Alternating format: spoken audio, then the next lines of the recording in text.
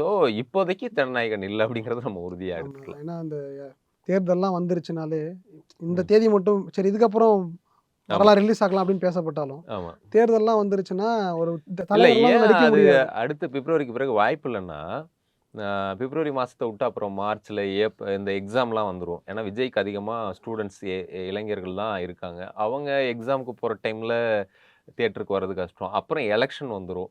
Election டைம்ல கூடுதல் நெருக்கடிகள் இருக்கும். அப்புறம் எலக்ஷன் முடிஞ்ச பிறகு அதுக்கு பிறகு தான் வரணும் அப்படிங்கிறது தான் கரெக்ட்டா இருக்கும். அந்த எப்படியும் மேல இருக்கக்கூடிய பேலன்ஸ் கொஞ்சம் ஹாலிடேஸ் இன்னைக்கு இருக்கும்ல. ஒரு அரசியல் தலைவரும் கூட இல்ல. ஆமாமா. ஸோ அதனால பட் அது தேர்தல் விதிமுறை வந்துட்டா நடக்க ஆமா. முடியுமா அப்படின்னு தேர்தலுக்கு முன்னாடி அந்த சொன்ன டேட்ல வந்திருந்தா, அவருக்கும் ஒரு பெரிய மைலேஜ் தெ இருந்திருக்கும். பொலிட்டிக்கலாவும் இருந்திருக்கும்.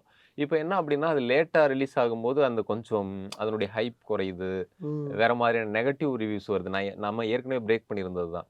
கரூர் சம்பவத்துக்கு பிறகே இந்த படம் வரும்போது, சில அதுல பிரச்சனைகள் இருக்கும். ஓகே. அதுவும் இந்த மாதிரியான பிரச்சனைகளுக்கு பிறகு வரும்போது என்ன விமர்சனங்கள சந்திக்கும்னா, அந்த படம் வெற்றி அடையறதுக்கான எல்லா வாய்ப்புகள் இருந்தாலும், தோல்வி அடையறதுக்கான காரணங்கள் வந்துரும்.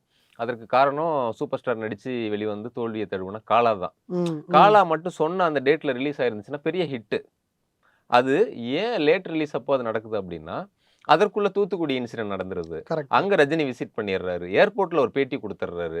அந்த பிரஸ் மீட்ல அவர் பேசினப்ப நான் போராட்டம்னா சுடுகாடு ஆயிடும் அப்டின்ற மாரியானது, இங்க என்னன்னா தலைவர் வந்து போராடக்கூடாதுன்றாரு. படத்துல போராடுன்றாரு. இந்த வெர்ஷன் இருக்குல்ல, முரண்பாடுகள். அது வந்துரும். ஓகே. அப்போ வந்து